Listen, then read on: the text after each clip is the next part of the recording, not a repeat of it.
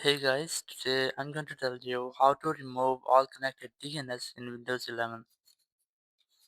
If you're using Windows 11 and you're facing the issue that your internet is connected to different DNS servers, so let's see how can you easily delete them all.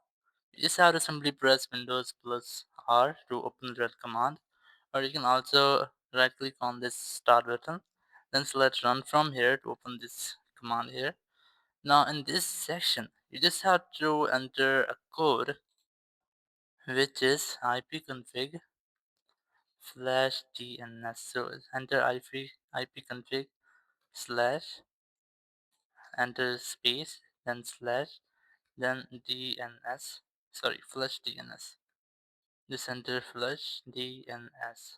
Once I've entered this, press OK, and it will completely remove and delete all the DNS or connected DNS with your system. So in this way, you can easily delete or flush all the DNS in your Windows 11. Thank you very much for watching the video.